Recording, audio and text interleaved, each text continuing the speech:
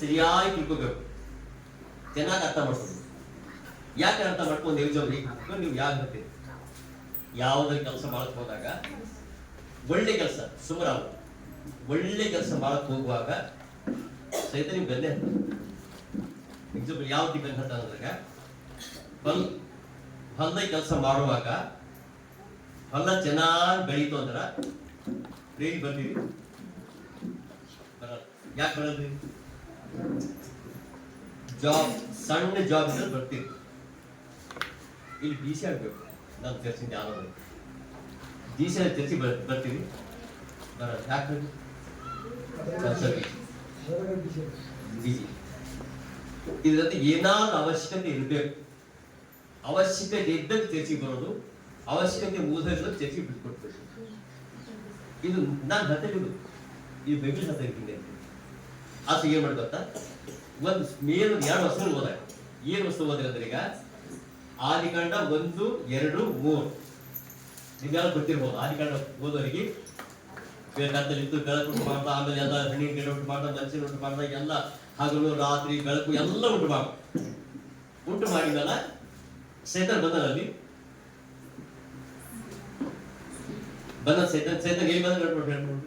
ಆದಿಕಾಂಡ ಬೈಬಲ್ ಓದೋರು ಸೈತನ್ ಎಲ್ಲಿ ಸ್ಟಾರ್ಟ್ ಮಾಡಿ ಅನ್ಕೊಂಡು ಮನುಷ್ಯನು ಇಲ್ಲ. ಅದೇ ಈಗ ಆಮೇಲೆ ಇಲ್ಲಿ ಬಂದ ಸ್ಟಾರ್ಟ್ ಫಸ್ಟ್ ವರ್ಕ್ ಎಲ್ಲ ಚೆನ್ನಾಗಿ ಮಾಡಿಬಿಟ್ಟಾರೆ ಸೈತಾನ್ ದೇವರು. ಎಲ್ಲ ಚೆನ್ನಾಗಿ ಮಾಡಿದೆ. ಇದೆಲ್ಲ ಒಳ್ಳೇದೆಂದು ಚೆನ್ನಾಗಿದೆ, ಸಂತೋಷವಿದೆ, ಎಲ್ಲ ಒಳ್ಳೇದು, ಎಲ್ಲ ಒಳ್ಳೇದಂತ ನೋಡಿ ದೇವರು ಮನುಷ್ಯನುಂಟು ಮಾಡ್ದ. ವಿಶ್ರಾಂತಿ ದಿನ ಪಟ್ಟ, ಆಮೇಲೆ ಮಾಡ್ಬಿಟ್ಟ ವಿಶ್ರಾಂತಿ ದಿನ ತಂದಾಗ ಅಲ್ಲಿ ವರ್ಕ್ ಮಾಡಿ ಸ್ಟಾರ್ಟ್ ಮಾಡು. ಆ ವರ್ಕ್ ಮಾಡಿ ಜಸ್ಟ್ ಸೂಚನೆ ಕೊಟ್ಬಿಟ್ಟ. ಈ ಸೂಚನೆ ಹೆಂಗಿರುತ್ತೆ ಗೊತ್ತಾ? ಆಮೇಲೆ ಸೈತಾನ್ ವರ್ಕ್ ಮಾಡೋದು ಒಂದು ಬಹಿರಂಗ ಮಾಡ್ಕೊಂಡು, ಒಂದು ಯಾರಿಗೂ ಗೊತ್ತಾಗಬಾರ್ದು, ಅದಕ್ಕೆ ಯಾರಿಗೆ ಗೊತ್ತಾಗಬಾರ್ದು, ಒಳಗೆ ಹೊರಬಾರ್ದು, ಒಳಗೆ ಹೊರಬಾರ್ದು, ಯಾರಿಗೆ ಗೊತ್ತಾಗಬಾರ್ದು. ಒಂದು ಹಿಂಗ್ ವರ್ಕ್ ಮಾಡಿ ಫಸ್ಟ್ ಮಾಡ್ಯಾನ. ಒಳಗೆ ವರ್ಕ್ ಮಾಡ್ಯಾನ. ಒಳಗೆ ಈ ಒಳಗಿನ ಹೆಂಗಿರ್ತೀವಿ, ಒಳಗಿನ ವರ್ಕ್ ಮಾಡ್ತಾನೆ. ಆಮೇಲೆ ಬಹಿರಂಗ ಬಂದ್ಬಿಟ್ಟ. 3ನೇ ದಿನ ಬಹಿರಂಗ ಬಂದ್ಬಿಟ್ಟು ಇಲ್ಲೇ ಬೇಡ ಆ ಕಾಯಿ ಹೆಗರಿ ಬರೆದು 3ನೇ ಅಧ್ಯಾಯದಾಗ ಬಂದ. ಅವ್ರ ಕಾಯಿ ಬೇರೆ ಬರಲಿಲ್ಲ. ಇಲ್ಲಿ ಬಂದು 3ನೇ ಅಧ್ಯಾಯದಾಗ ಯಾರು ಫಸ್ಟ್ ಹಾಕೋದು ಸೈತ ಹಾಕಾಡ್ದ ಹಾವು ರುಸ್ ಹಾಲು ರುದ್ರಲ್ಲಿ ಬಂದು ಸ್ವಲ್ಪವೇ ಮಾತಾಡ್ತೀನಿ ಬಂದ. ಅಲ್ಲಿ ಸೈತನ್ ಬಂದ.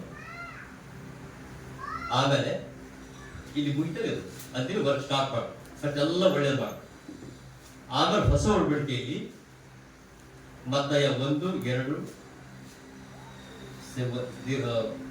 ಸೈತನ್ ವರ್ಕ್ ಮಾಡಿದ್ರು, ಬಂದಿಲ್ಲ ವರ್ಕ್ ಮಾಡಿದ್ರು. ಅಲ್ಲಿ ಯಾವ ಬಂದ ಸ್ಟಾರ್ಟ್ ದೇವ್ರು ಮಾಡೋ ಕೆಲಸ ಮಾಡ ಸ್ಟಾರ್ಟ್ ಮಾಡ್ತೀವಿ. ಅಲ್ಲಿ ಯಾವ ಬಂದ? ಅಲ್ಲಿ 3ನೇ ದಿನ ಯಾವ ಬಂದ? 3ನೇ ದಿನದಾಗ ದೇವರ ಅಪ್ಪನ ಯಾವ ಬಂದನೋ ಅವಾಗ ಸೈತಾನ್ ಪರೀಕ್ಷೆ ಮಾಡಕ್ ಬಂದ.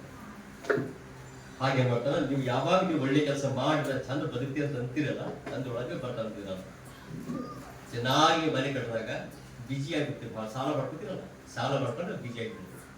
ಹೊಲ ಚೆನ್ನಾಗಿ ಬೆಳೀತೋ ಅವಾಗ ಮಾಡ್ತೀವಿ, ಬಿಜಿ ಆಗಿಬಿಡ್ತೀವಿ. ಜಾಬ್ ಚೆನ್ನಾಗಿ ಬಂತೋ ಬಿಜಿ ಆಗಿಬಿಡ್ತೀವಿ. ಇದರ ಅರ್ಥ ಆ ದೇವರಿಗೆ ಮುದ್ಗೂರು ಮಾಡಿಸ್ಕೊಂಡಿದ್ರ ಅರ್ಥ. ಇದು ಬೇಕಿದೆ ಅಂತ. ಅದಕ್ಕೋಸ್ಕರವಾಗಿ ಈಗ ಕ್ರಿಸ್ಮಸ್ ಇದೆಯಲ್ಲ, ಈ ಕ್ರಿಸ್ಮಸ್ ಅಂದ್ರೆ ಸರ್ವಸಾಧಾರಣ. ಕ್ರಿಸ್ಮಸ್ ಅಂದ್ರೆ ಏನು? ಕ್ರಿಸ್ಮಸ್ ಅಂದ್ರೆ ಏನ್? ಡ್ರೆಸ್ ಇಟ್ಕೊಂಬಂದು ಹಾಳಾಗ್ತಿಲ್ಲ. ಒಳ್ಳೆ ರುಚಿಕರ ಊಟ ಮಾಡೋದು ಸರಿ ಅಂತ ಹೇಳೋದ. ಎಲ್ಲ ಚೆನ್ನಾಗಿದೆ, ಎಲ್ಲ ಸರಿಯಾಗಿದೆ. ಆದ್ರೆ ಅದರಲ್ಲಿ ಯಾವುದೇ ಕೆಲಸ ಮಾಡಿದ್ರು ನಮ್ಮ ಕುಟುಂಬಗಳಲ್ಲಿ, ನಮ್ಮ ಬಿಸಿನೆಸ್ಗಳಲ್ಲಿ, ನಮ್ಮ ಎಜುಕೇಶನ್ನಲ್ಲಿ, ನಾವು ಮಾಡಿದ ಕೂಲಿಯಲ್ಲಿ, ನಮ್ಮ ಕಟ್ಟ ಮನೆಯಲ್ಲಿ, ನಮ್ಮ ಕುಟುಂಬಗಳಲ್ಲಿ ಎಲ್ಲ ಮಾಡಬಹುದು. ಆದರೆ ಒಂದು ವೇಳೆ ಆ ಕುಟುಂಬದಲ್ಲಿ ಯೇಸು ಕ್ರಿಸ್ತನು ಇಲ್ಲದಿದ್ದರೆ ಬಿಸಿನೆಸ್ ಫೇಲ್, ಯೇಸು ಕ್ರಿಸ್ತನು ಇಲ್ಲದಿದ್ದರೆ ಎಜುಕೇಶನ್ ಫೇಲ್, ಯೇಸು ಕ್ರಿಸ್ತನು ಇಲ್ಲದಿದ್ದರೆ ಮನೆ ಫೇಲ್, ಯೇಸು ಕ್ರಿಸ್ತನು ಇಲ್ಲದಿದ್ದರೆ, ಯೇಸು ಕ್ರಿಸ್ತನ ಆಶೀರ್ವಾದ ಬಾಡಿ ಮೇಲೆ ಇಲ್ಲದಿದ್ದರೆ ಬಾಡಿ ಫೇಲ್, ಯೇಸು ಕ್ರಿಸ್ತನ ಆಶೀರ್ವಾದ ಪ್ರತಿಯೊಬ್ಬ ಮನುಷ್ಯನಿಗೂ ವ್ಯಕ್ತಿಗೂ ಬೇಕೇ ಬೇಕು. ಆದ್ರೆ ಒಂದು ಪ್ರಶ್ನೆ ಬರ್ಬೋದು. ಏನು ಪ್ರಶ್ನೆ ಬರ್ಬೋದು ಅಂದ್ರೆ, ಏನು ಒಂದು ಎಕ್ಸಾಂಪಲ್ ಅಲ್ಲ ಸರ್ ನಮಗೇನ್ರಿ, ನಾವು ಈಗ ಒಂದು ಎಕ್ಸಾಂಪಲ್, ನಾವೆಲ್ಲ ಇಲ್ಲಿ ಬಂದು ಸೇರಿದ್ದೇವೆ, ಬಂದು ಸೇರಿದ್ದೇವೆ, ನಾವು ಸುರಕ್ಷಿತವಾಗಿದ್ದೆವು, ನಮ್ಗೇನು ರೋಗ ಇಲ್ಲ, ನಮ್ಗೇನು ಕಷ್ಟ ಇಲ್ಲ, ಬಾಧೆ, ನಾವೆಲ್ಲ ನಾವು ಚೆನ್ನಾಗಿದ್ದೇವೆ, ನಾವು ಚೆನ್ನಾಗಿದ್ದೆವು.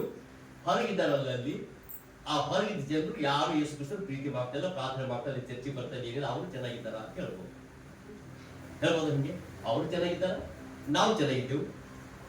ಅವ್ರು ರೋಗ ಮಾಡ್ತಾ ಅವ್ರಿಗೆ ಏನೂ ಇಲ್ಲ, ನಮಗೂ ಏನೂ ಇಲ್ಲ, ಅವ್ರಿಗೆ ರೋಗ ಇಲ್ಲ, ನಮ್ಗೂ ರೋಗ ಇಲ್ಲ, ನಾವು ಇಷ್ಟೆಲ್ಲ ಬಂದ್ರೆ ಚರ್ಚೆಗೆ ಬಂದಿಲ್ಲ ಆರೋಗ್ಯವಾಗಿರ್ತೇವ. ಅದು ಹೇಳ್ತೀವಿ ನಿಮ್ಗೆ ಇಲ್ಲ, ವ್ಯತ್ಯಾಸ ಇದೆ. ವ್ಯತ್ಯಾಸ ಒಬ್ರು ಹೇಳ್ತಾ ಗೊತ್ತಾ, ಒಬ್ರು ಹೇಳ್ತಾ ಇದ್ರು, ಏನ್ ಹೇಳ್ತಾ ಇರೋದು ಈಗ, ಸರ್ ಏಸು ಬೇಕಾಗ್ತದ ಆದದ್ದೆಗೆ ಸುಮ್ಮನೆ ನಮ್ಮೆಲ್ಲ ಏನೂ ಇಲ್ಲ. ಒಂದು ಎಕ್ಸಾಂಪಲ್, ಜೋರ್ ಮಳೆ ಬಂದಾಗ ತೋರಿಸ್ಕೊಳಕ್ಕೆ ಯಾರಿಗೆ ಇಷ್ಟ ಆಗ್ತದ? ತೋರಿಸ್ಕೊಳಕ್ಕೆ ಯಾರಿಗೆ ಇಷ್ಟ ಆಗ ಮಾಡ್ತೇವೆ. ಎಲ್ಲ ಹೋಗಿ ಅಲ್ಲಿ ಎಲ್ಲಿ ಅಂಗಡಿ ಮುಂದೆ ಎಲ್ಲಿ ಮುಂದೆ ಹೋಗಿ ನಿಂತ್ಕೊಂಡ್ಬಿಡ್ತೇವೆ. ನಿಂತು ಬಿಟ್ಟಾಗ ಒಬ್ಬ ಏನ್ ಮಾಡ್ಬೇಕು ಗೊತ್ತಾ,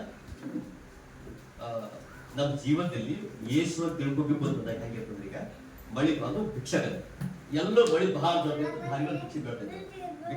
ಭಿಕ್ಷಕರು ಅವನು ಎರಡು ಕಾಲಿ, ಆ ಒಂದು ತಟ್ಟೆ ಇದೆ. ಆ ತಟ್ಟೆ ಏನ್ ಮಾಡ್ತಾ ಇದ್ದಾರೆ, ಬಂದು ತಟ್ಟೆ ಎಲ್ಲ ಭಿಕ್ಷೆ ಬಿಡ್ತಾ ಇದ್ದಾರ. ದಾರಿಗೆ ಹೋಗೋರಿಗೆ ಅಲ್ಲಿ ಇಲ್ಲಿ ಅಂಗಡಿ ಅಲ್ಲಿ ಭಿಕ್ಷೆ ಬಿಟ್ಟು ಕೊಡ್ತಾರೆ. ಜೋರ್ ಮಳೆ ಬಂದಾಗ ನಮ್ಗೆ ತಿಳಿಸ್ಕೊಬಾರ್ದಂತ ನಮ್ಗೆ ಇಷ್ಟ ಇದೆಯೋ, ಆತ್ಮಿಗೆ ಇಷ್ಟ ಇರ್ತದ, ಆತ್ಮಿಗೆ ಇಷ್ಟ ಇರಲ್ಲ. ಅಷ್ಟೊಂದು ಆತ ಏನ್ ಮಾಡ್ಬಿಟ್ಟ, ಬಂದು ಓಡ್ಬೇಕು ಕಾಲಿಂದೆಲ್ಲ ಪಟ ಓಡ್ಬಿಟ್ರು. ಇಲ್ಲ ಸ್ವಲ್ಪ ಹಿಂಗಲ್ ಬಂದ ಈಗ 4 ಮಂದಿ ಬಂದು ಅವ್ರ ಒಳಗೆ ಬರ್ತಾ ಇಲ್ಲ, ತಿಳಿಸ್ಕೊತಾ ಇದ್ದಾರೆ. ಆಗ ಮಾಡ್ತಾರೆ, ಬಂದು ಹಿಂಗ ಬಾ ಇಟ್ಕೊಂಡೈತೆ, ಬಾ ನಡ್ಲೆ ಬರ್ತಾರೆ, ಬಾ ಅಂತ ತಗೊಂಡು ಬರ್ತಾರೆ. ಆಗ ಹೋಗ್ತಿದ್ದಾನೆ. ಹೋಗುವಾಗ ಆತ ಏನ್ ಮಾಡ್ತಾನೆ, ಹೋಗುತ್ತಾ ಹೋಗ್ಲತ್ತಾ ಇದ್ದಾನೆ, ಮುಂದಕ್ಕೆ ಬರ್ತಾನೆ, ಎತ್ಕೊಂಡು ಹೋಗ್ತಾ ಇದ್ದಾನೆ. ಆದ್ರೆ ಜೀವ ಎಲ್ಲ ಹಿಂದೆ ಇದೆ. ಎಲ್ಲಿ ಜೀವ ಹಿಂದೆ ಇದೆ ಅಂದ್ರೆ, ಈಗ ಬರ್ತಾನ, ಬಂದ್ಮೇಲೆ ಅದೇನ್ ಮಾಡ್ತಾನೆ, ಬಂದು ಕೊಡ್ತಾನ ಅಂತ ಹೇಳ್ತಾನ. ಈ ಕೇಳ್ತಾನೆ, ಅಲ್ಲ ನಾವು ಎತ್ಕೊಳೈತೆ, ಬಾ ಕಾಲಿಲ್ಲ ಕರ್ಕೊಂಡೈತೆ, ಎತ್ಕೊಳೈತೆ, ಬಾ. ಇಲ್ಲಪ್ಪ, ನಾನು ಸ್ವಲ್ಪ ಬರ್ಕೊಂಡಿರ್ತೀನಿ. ಏನ ಬರ್ಕೊಂಡ್ಬಿಟ್ಟ ಗೊತ್ತಾ, ಆ ಭಿಕ್ಷೆ ಬಿಟ್ಟು ತಟ್ಟೆ ಏನಿದೆಯಲ್ಲ ಅದಲ್ಲೇ ಬಿಟ್ಟದ, ಅಲ್ಲೇ ತಟ್ಟೆ ಬಿಟ್ಟು ಬಂದಾನ. ಆತ ಏನ್ ಮಾಡ್ತಾನೆ, ಕರ್ಕೊಂಡಿದ್ದೆ ಆತ ಬಿಡ್ತಾನ. ಆತ ಒಂದು ಯೋಚನೆ ಮಾಡಿ, ಈಗ ಆತ ಏನ್ ಮಾಡ್ತಾನೆ, ಈ ಆಶ್ರಮ ಏನಿದೆಯಲ್ಲ, ಮಳೆ ಮನೆ ಏನಿದೆಯಲ್ಲ, ಎಷ್ಟು ಸಲ ನಮಗೆ ಸುರಕ್ಷಿತ ಕೊಡ್ತಾವ? ಸುರಕ್ಷಿತ ಎಲ್ಲಿ ತರ ಕೊಡ್ತಾವ? ಮಳೆ ಎಲ್ಲಿ ತರ ಬರ್ತೋ 1 ತಾಸು ಕೊಡ್ಬೋದು, 2 ತಾಸು ಕೊಡ್ಬೋದು. ಆ ಮಳೆ ತುಂಬ ಆದ್ಮೇಲೆ ಸುರಕ್ಷಿತನೇ ಸ್ಥಳದಲ್ಲಿದ್ದೆವು. ಅದು ಏನು ನಮಗೆ ಕೊಡ್ತಾ ಇಲ್ಲ. ಆದ್ರೆ ಏನ್ ಮಾಡ್ತಾ ಇದ್ದ, ಈಗ ಬಳಿ ಎಲ್ಲ ಕಮ್ಮ ಆಯ್ತು. ಕಮ್ಮ ಆಗಿದ್ಮೇಲೆ ಅವ್ರು ಕೆಲಸ ಹೋಗ್ಬೇಕಲ್ಲ ಭಿಕ್ಷಕರ, ಆವಾಗ ತಟ್ಟೆ ಬೇಕ ಬೇಡ, ಅವಾಗ ತಟ್ಟೆ ಬೇಕು. ಅವಾಗ ಏನ್ ಮಾಡ್ತಿದ್ದ, ಇಲ್ಲ ನಾನು ಭಿಕ್ಷೆ ಬೆಳೆಸ್ತಿದ್ದೆ. ಆ ಮಳಿ ಒಳಗ ಕಾಲಿದ್ದವ್ರು ನಿಂತಾರ, ಕಣ್ಣಿದ್ದವ್ರು ನಿಂತಾರ, ಬಡವ್ರು ನಿಂತಾರ, ತುಂಟ್ರು ನಿಂತಾರ, ಎಲ್ಲರೂ ನಿಂತಾರ. ಆ ಭಿಕ್ಷಕನ ಯೋಚನೆ ಮಾಡ್ತಾರ, ಇದೊಂದು ಶಾಶ್ವತ ಮನೆ, ಇದು ಶಾಶ್ವತ ಮನೆ ಅಲ್ಲ, ಶಾಶ್ವತವಾಗಿ ಇಲ್ಲೋಂಥದ್ದು ಅಲ್ಲ, ಶಾಶ್ವತ ಇರುವಂಥದ್ದು. ಅದು ಎಷ್ಟು ಯೋಚನೆ ಮಾಡೋದು. ಮತ್ತೆ ನನ್ನ ತಟ್ಟೆ ನಾನು ಒಂದು ಯೋಚನೆ ಮಾಡಿ, ಪೂರ್ತಿ ಫುಲ್ ತಟ್ಟೆ ಬಿಟ್ಟು ಬಂದ್ರು ಅಂದ್ರ ಎಲ್ಲ ತಟ್ಟೆ ಗಿಟ್ಟೆ ಎಲ್ಲ ಬಿಸಾಡಿ ಬಂದ್ಬಿಟ್ಟು ಮತ್ತೆ ವಾಪಸ್ ಹೋಗ್ಬಿಟ್ರೆ ಅವ್ರಿಗೆ ಒಂದು ದೇವರು ಬರ್ತದೆ. ಹೆಂಗೆ ಬರ್ತದೆ ಈಗ? ಆದ್ರೆ ಏನು ಯೋಚನೆ ಮಾಡ್ತಾ ಇಲ್ಲಪ್ಪ, ನನ್ನ ತಟ್ಟೆ ಬೇಕಂತ ಮಳೆ ಕಮ್ಮಿ ಮತ್ತೆ ನಾವು ಆ ಭಿಕ್ಷೆ ಬೇಡ್ಕೊಳ್ತೀವಿ. ಹಾಗೆ ಮಾಡ್ಕೊಂಡ್ರೆ ನಾವು ಯೇಸು ಬಂದು ಏನು ಮಾಡ್ತಾರೆ, ಕರೆಕ್ಟ್ ತಿಳ್ಕೊಂಡು ಯೇಸು ಕರೆಕ್ಟ್ ತಿಳ್ಕೊಂಡು ಆ ತಟ್ಟೆನ ಬಿಟ್ಟು ಹೋಗ್ಬಿಟ್ಟೇವೆ. ಅದು ಎಲ್ಲ ನಂಬಿಕೆ ಪ್ರೇರಿ ಬಂದೆ, ಎಲ್ಲ ಬರ್ತೇವೆ. ಅವ್ರಿಗೂ ಕೃಪೆ ಇದೆ, ನಮಗೂ ಕೃಪೆ ಇದೆ, ಎಲ್ಲರಿಗೂ ಕೃಪೆ ಇದೆ. ಅವ್ರಿಗೆ ಸೇಮ್ ಕೃಪೆ, ನಮ್ದು ದಯ ಇದೆ, ಆದ್ರೂ ಪ್ರೀತಿ ಮಾಡ್ತಿದೆ. ಅದು ಜಸ್ಟ್ ನಾವೆಷ್ಟು ಒಂದು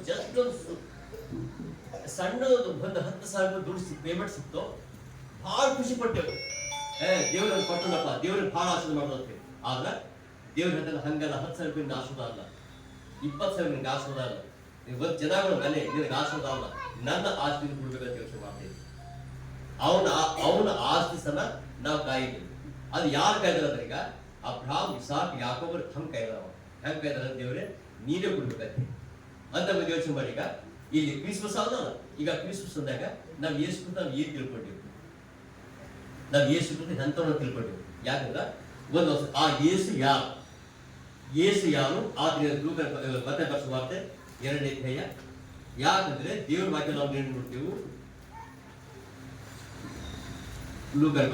ಮತ್ತೆ ವಾರ್ತೆ 2ನೇ ಅಧ್ಯಾಯ 2 ನೋಡ್ರಿ. ಮತ್ತೆ ವಾರ್ತೆ ಅರಸನಾದ ಹೇರೋದನ ದಿನಗಳಲ್ಲಿ ಯೂದಾಯ ಸೀಮೆಯ ಬೆತ್ಲೆಹೇಮ್ ಎಂಬ ಊರಲ್ಲಿ ಯೇಸು ಹುಟ್ಟಿದಾಗ ಮೂಡಣ ದೇಶದ ಜೋಯಿಸರು ಯೆರೂಸಲೇಮಿಗೆ ಬಂದು ಯೆಹೂದ್ಯರ ಅರಸನಾಗಿ ಹುಟ್ಟಿದವನು ಎಲ್ಲಿದ್ದಾನೆ ಅದನ್ನು ಸೂಚಿಸುವ ನಕ್ಷತ್ರವನ್ನು ನಾವು ಮೂಡಣ ದೇಶದಲ್ಲಿ ಕಂಡು ಆತನಿಗೆ ಅಡ್ಡ ಬೀಳುವುದಕ್ಕೆ ಅಲ್ಲಿ ಹೇಳ್ತಾನ ಯೆಹೂದ್ಯರ ಅರಸನಾಗಿ, ಯೆಹೂದ್ಯರ ಅರಸನಾಗಿ ಹುಟ್ಟಿದವನು ಎಲ್ಲಿದ್ದಾನೆ? ಯಾರು ಹುಟ್ಟಿದ್ದು? ಯಾರು ಹುಟ್ಟಿದ್ದು? ಯೇಸು. ಇಲ್ಲಿ ಹೇಳ್ಬೇಕು, ಸ್ವಲ್ಪ ನಾವು ಪ್ರಶ್ನೆ ಮಾಡ್ತೇವೆ, ಸ್ವಲ್ಪ ಅದೇ ಚೆನ್ನಾಗಿ ಕೇಳಬೇಕು. ಇದು ಈಗ ಈ ಮೂಡಣ ದೇಶದ ಪಂಡಿತರು ಅಥವಾ ಜ್ಯೋತಿಷ್ಯರು ಎಲ್ಲಿ ಬಂದರು? ಇವರು ಈಗ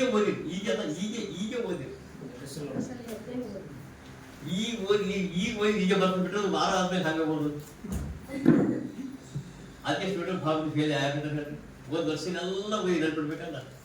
ಅದಕ್ಕೆ ಈಗ ಓದಿದ್ದು ಏನಿಲ್ಲ, ನಿಮ್ಗೆ ಯಾರು ಏನು ಮಾಡೋಲ್ಲ. ಇಲ್ಲಿ ಅಂತ ಕರೆಕ್ಟ್ ಓದ್ಬೇಕು, ಕರೆಕ್ಟ್ ತಿಳ್ಕೊತೀವಿ. ಕನಿಷ್ಠ ಒಂದು ವಾರ ಬಂದ ಒಂದೇ ವಾರ ಕರೆಕ್ಟ್ ತಿಳ್ಕೊಬೇಕು.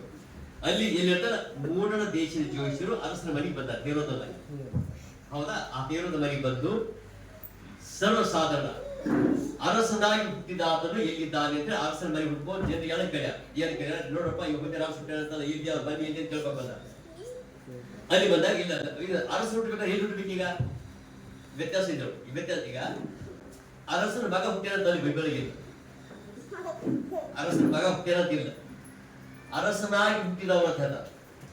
ಅರಸನಾಗಿ ಹುಟ್ಟಿದವನು ಎಲ್ಲಿದ್ದಾನೆ ಅಂದ್ರೆ ಸಣ್ಣ ಮಗು ಇದ್ದಾಗ ಅರಸನ ಪಟ್ಟ ಕೊಟ್ಬಿಟ್ಟು, ಸಣ್ಣ ಮಗು ಇರುವಾಗಲೇ ಅರಸನಾಗಿ ಹುಟ್ಟಿದ ಅವನು ಎಲ್ಲಿದ್ದಾನೆ ಅಂದಾಗ ಅಲ್ಲಿ ಹೇಳ್ತಾನ, ನಾವು ಮೂಡಣ ದೇಶದ ಜ್ಯೋತಿಷ್ಯರ ನೋಡಿ ಆ ನಕ್ಷತ್ರ ನೋಡಿ ಅದನ್ನು ಸೂಚಿಸುವ ನಕ್ಷತ್ರ ಕಂಡು ನಾವು ಬಂದು ಅದಕ್ಕೆ ಅಡ್ಡು ಬಿಡಬೇಕು ಅಂತ ಯೋಚನೆ ಮಾಡ್ತಾರೆ.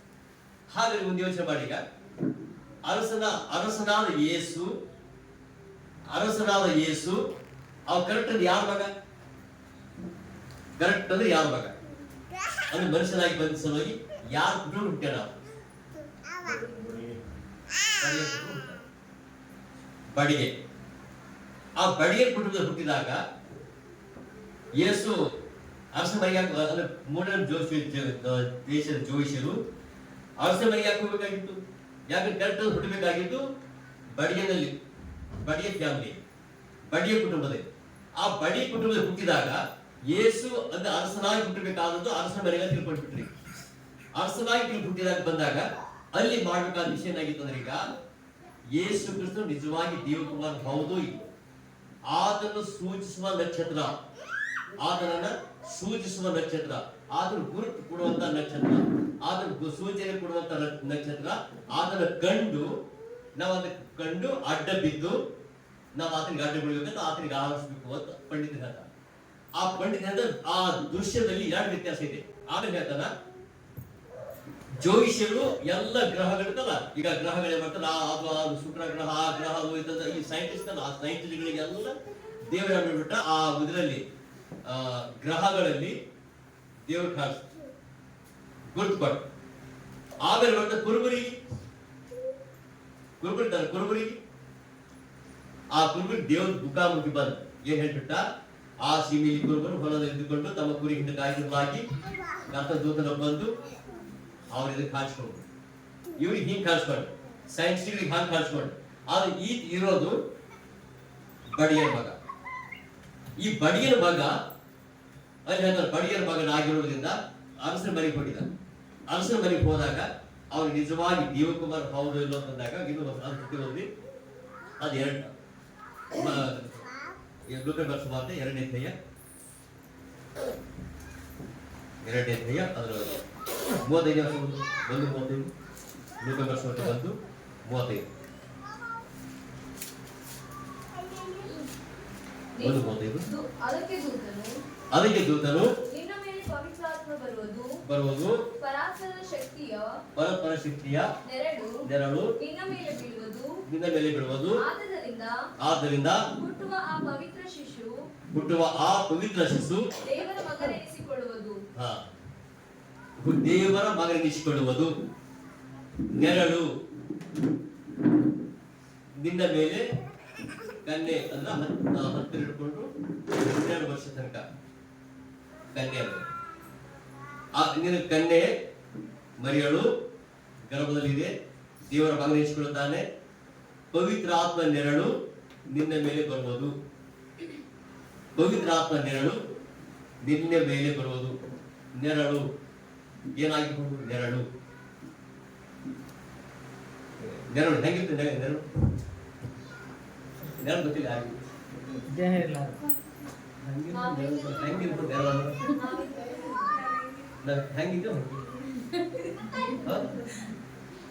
ಹೆಂಗಿದ್ದೋ ಹಂಗೆ ನೆರಳು ಅಂದ್ರೆ ಹಿಂಗೆ ಅಲ್ಲ.